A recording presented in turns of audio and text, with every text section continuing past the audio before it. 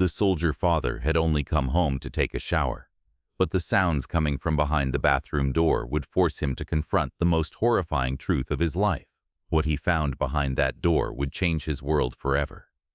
Sergeant Nightshade stepped off the Greyhound bus, his desert combat boots hitting the cracked pavement of the small Montana town he once called home.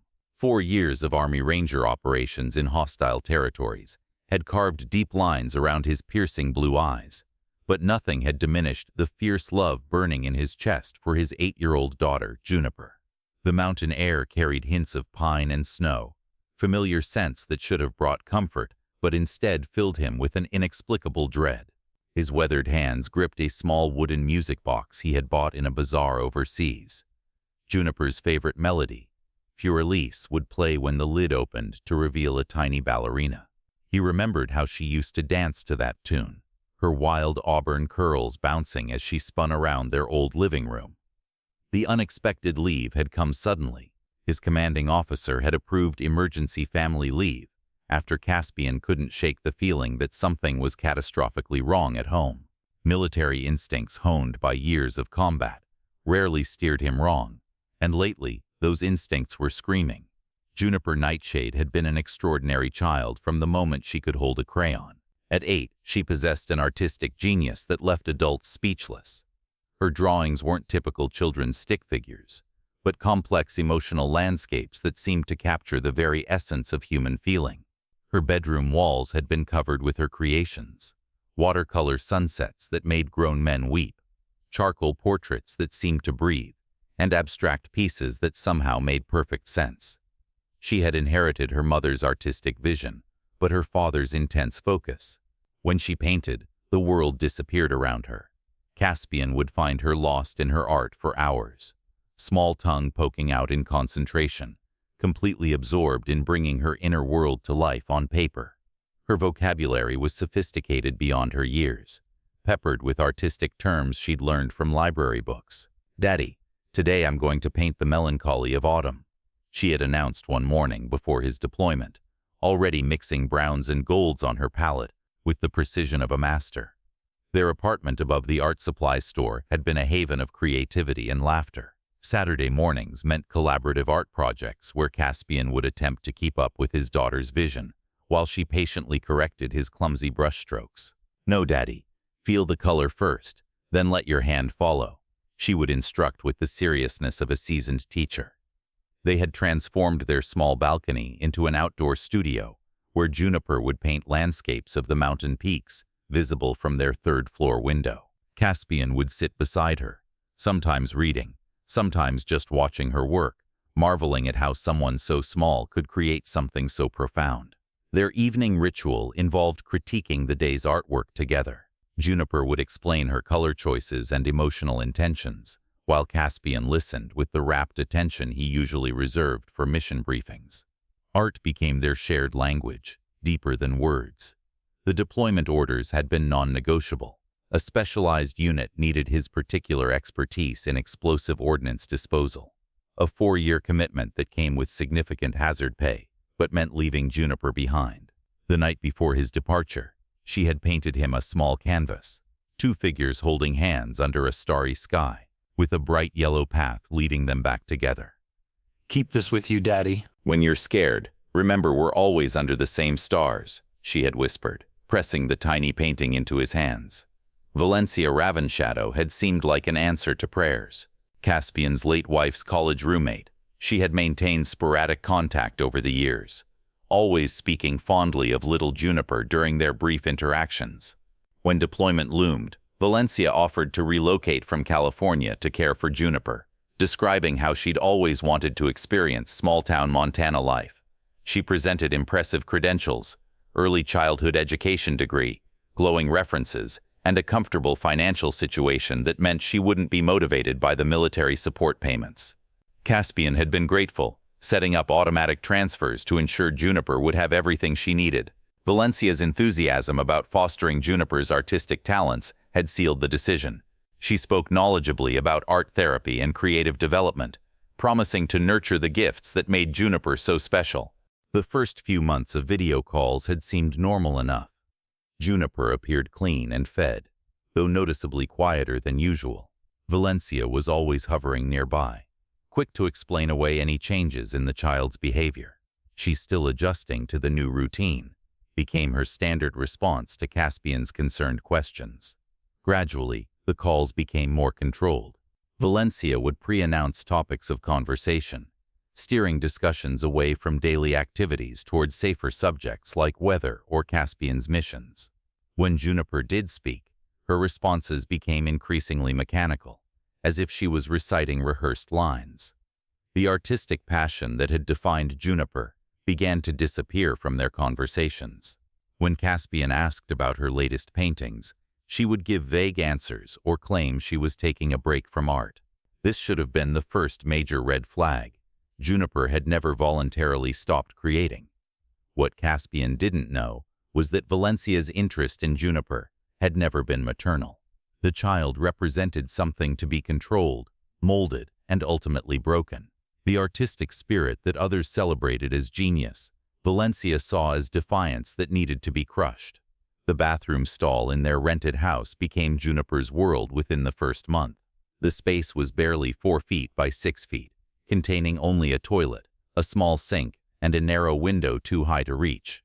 Valencia had removed the door handle from the inside, installing a deadbolt that could only be operated from the hallway.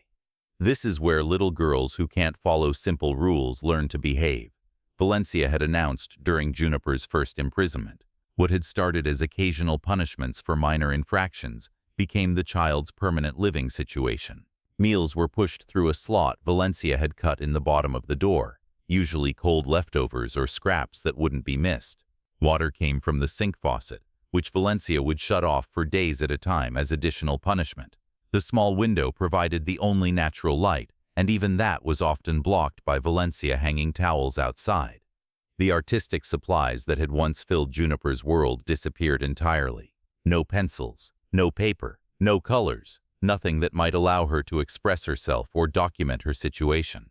Her creative spirit, once vibrant as a flame, began to flicker and dim in the suffocating darkness of her prison. Juniper learned to stay silent during the day when Valencia might have visitors. She discovered that crying brought harsher punishments, that asking for help resulted in longer periods without food or water.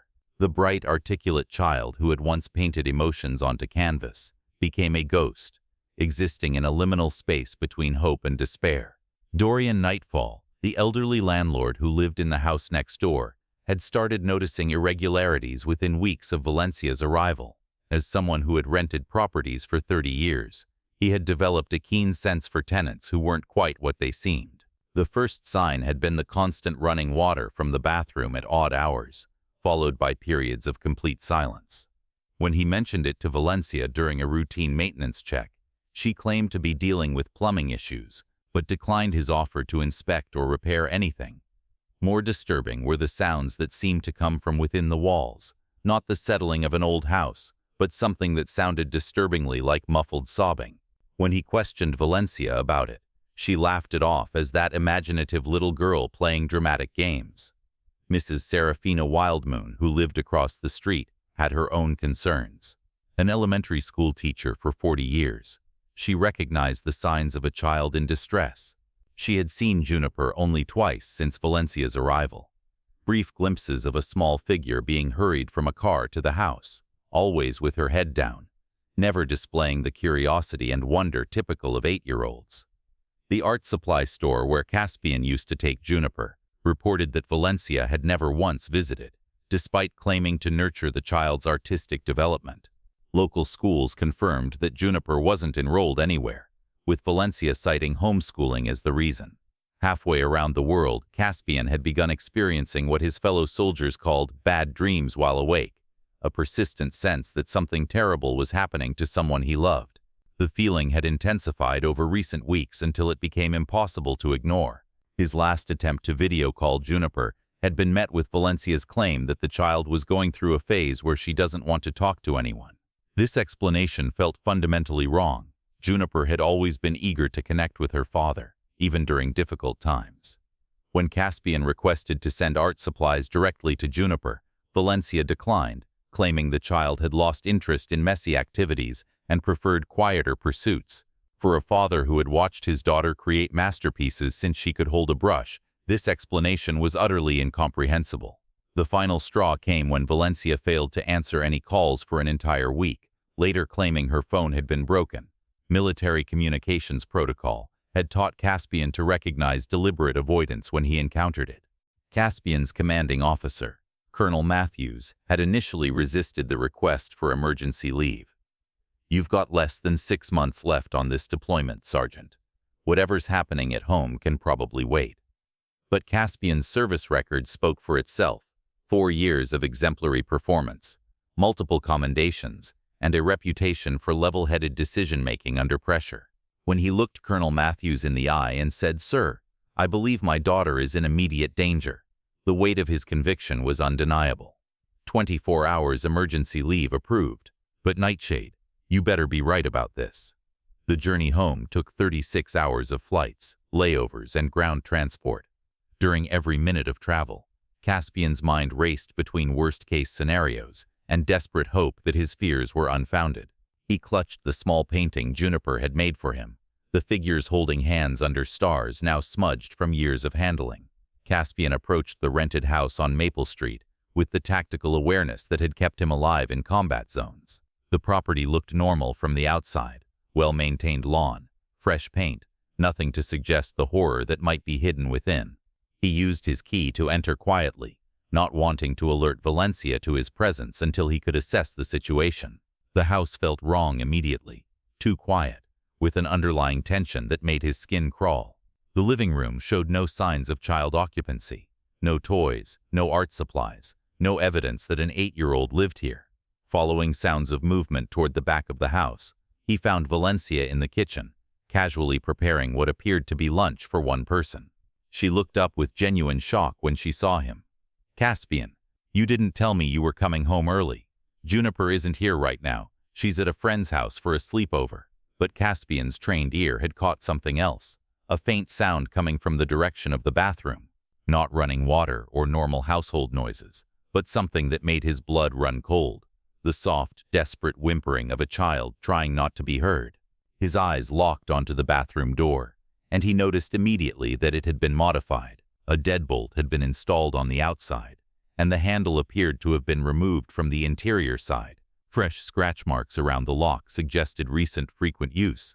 "What's that sound?" he asked, his voice deadly calm. Valencia's face went pale. "Oh, that's just the plumbing. I've been meaning to call a repairman." But Caspian was already moving toward the bathroom door, his heart hammering as the whimpering grew more distinct. It wasn't plumbing. It was his daughter. Caspian's vision narrowed to a tunnel focused entirely on that bathroom door. His hands moved to the deadbolt with the precision of someone trained to breach hostile buildings under fire. Valencia's protests became background noise as every fiber of his being concentrated on reaching his daughter. The bolt slid back with a metallic click that seemed to echo through the entire house. When he pulled the door open, the sight that greeted him would be seared into his memory forever.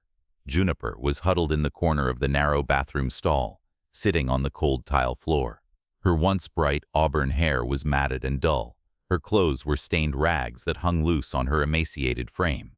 But it was her eyes that destroyed him. The vibrant, creative spirit that had once shone there had been replaced by the hollow stare of someone who had learned not to hope. For a moment, she didn't recognize him. Months of isolation had made any human contact suspect, dangerous. When realization dawned, she didn't run to him as he had imagined.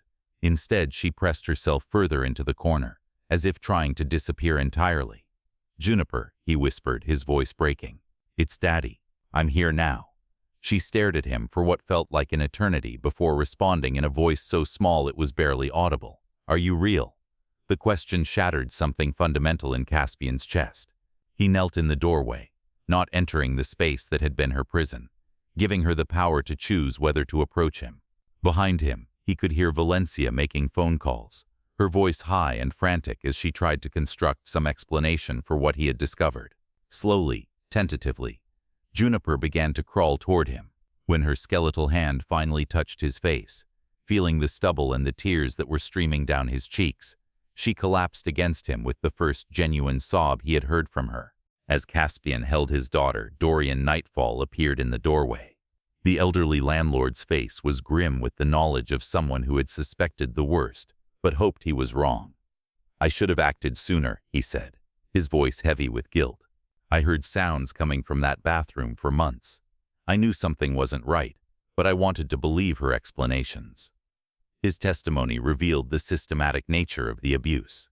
He had documented dates and times when he heard crying, banging, and pleading coming from the bathroom. He had photos showing the external modifications Valencia had made to the door, taken during his attempts to gather evidence before calling authorities. Mrs. Wildmoon arrived shortly after, having seen Caspian enter the house. Her teacher's instincts had been screaming for months that something was wrong, but like so many others, she had been paralyzed by uncertainty and Valencia's convincing explanations. "I called Child Protective Services twice," she admitted tearfully. But Valencia always managed to present herself as a loving caregiver, dealing with a difficult child. She told them Juniper was being homeschooled and was going through behavioral issues that required strict discipline. The most damning evidence came from Valencia's own documentation. In her twisted need for control, she had kept detailed logs of Juniper's punishments and behavioral corrections. The notebooks revealed a systematic program of psychological torture designed to break a child's spirit entirely. Medical examination would later reveal the full extent of the physical damage: severe malnutrition, muscle atrophy from prolonged confinement, and psychological trauma that would take years to heal. But perhaps most tragically, Juniper's artistic ability, the gift that had defined her identity, seemed to have been deliberately and methodically destroyed. Caspian's first call was to 911, his training allowing him to remain functional despite the rage that threatened to consume him. Emergency responders arrived within minutes, their professional composure wavering when they saw the conditions Juniper had endured. Detective Sarah Moonstone, a 15-year veteran of the force, had investigated hundreds of child abuse cases, but had never encountered anything quite this systematic and cruel. The modified bathroom door, the detailed logs of punishments, and the complete elimination of any means of creative expression painted a picture of calculated psychological warfare against a child. Valencia's arrest was swift, but her defense strategy became apparent immediately. She claimed Juniper was a severely disturbed child who required intensive behavioral intervention. She produced fabricated medical records, suggesting Juniper suffered from various psychological disorders that justified extreme containment measures. Her attorney attempted to frame the case as a tragic misunderstanding, portraying Valencia as an overwhelmed caregiver who had been forced to take extreme measures with an uncontrollable child. They claimed the bathroom confinement was necessary for Juniper's own safety and the safety of others. But the evidence was overwhelming. Bank records showed Valencia had been pocketing the military support payments while spending almost nothing on Juniper's care. Medical experts testified about the long-term effects of prolonged isolation on a developing child's brain. Child psychologists explained how the systematic destruction of Juniper's artistic identity constituted a form of cultural and spiritual murder. The story exploded across national media when leaked court documents revealed the extent of the abuse. The image of a military father returning home to find his artistic daughter imprisoned in a bathroom captured the public imagination and sparked outrage across the country. Military family support organizations rallied around Caspian, offering legal assistance and financial support for Juniper's recovery. Veteran advocacy groups used the case to highlight the unique vulnerabilities faced by military families during extended deployments. Art therapy organizations contributed supplies and services, understanding that restoring Juniper's creative expression would be crucial to her healing. The story resonated particularly strongly with artists and educators who saw the destruction of a child's creativity as an attack on the very essence of human development. Social media campaigns raised funds for specialized treatment and therapy. Strangers sent cards, art supplies, and offers of support from around the world. The overwhelming response forced local authorities to take the case seriously and pursue maximum penalties rather than accepting plea bargains. The trial was a media sensation, with courtroom cameras capturing every moment of Valencia's downfall. Faced with overwhelming evidence, expert testimony, and national scrutiny, her defense crumbled rapidly. The judge's sentencing was severe and comprehensive. Valencia received multiple felony convictions for child abuse, false imprisonment, fraud, and psychological torture. Beyond the criminal penalties, she was ordered to pay full restitution covering medical expenses, therapy costs, and punitive damages that would ensure she could never profit from her crimes. More importantly, the case resulted in legislative changes requiring better oversight of military family care arrangements and mandatory background checks for anyone seeking to become a temporary guardian for children of deployed service members. Valencia's public humiliation was complete. The detailed nature of her crimes made her unemployable and unwelcome in any community. She became a symbol of the worst kind of betrayal, someone who had weaponized trust to torture an innocent child. Caspian used his military discharge benefits and the legal settlement to create the most supportive environment possible for Juniper's recovery. They moved to a small artist colony in Vermont, where creativity was valued and nurtured as a form of healing. The path back to artistic expression was slow and painful. For months, Juniper couldn't bear to touch art supplies. They had become associated with the thing that Valencia had used to hurt her most. Dr. Elena Starweaver, a specialist in trauma and art therapy, worked patiently to help Juniper reclaim her creative identity. The breakthrough came almost a year after her rescue. During a therapy session, Juniper picked up a crayon and drew a single line on paper. It wasn't much, just a thin blue mark, but it represented the first voluntary creative act she had made since her imprisonment. From that line grew tentative shapes, then colors, then slowly, carefully, the return of the artistic genius that Valencia had tried so hard to destroy. Juniper's new work was different from her childhood paintings, darker, more complex, carrying the weight of survival and resilience. But it was unmistakably hers, and it was beautiful. Today, Juniper is not just surviving, she's thriving. Her art has evolved into something profound and moving, carrying messages of hope and resilience that inspire viewers around the world. She speaks at conferences about child abuse prevention, her artwork serving as testimony to the unbreakable nature of the human spirit. But her story is also a stark warning about how easily the system can fail the most vulnerable among us. How many other military children are suffering while their parents serve overseas? How many signs of abuse are dismissed because the abuser presents a convincing facade of respectability? The modifications Valencia made to that bathroom door required tools, time, and planning. The systematic destruction of Juniper's artistic identity required months of calculated cruelty. These weren't crimes of passion or moments of poor judgment. They were the deliberate torture of a child by someone who understood exactly what she was doing. Caspian has become a national advocate for military family protection, working to ensure that no other parent faces the nightmare he experienced. His message is clear. Vigilance is everyone's responsibility. When something feels wrong, it probably is.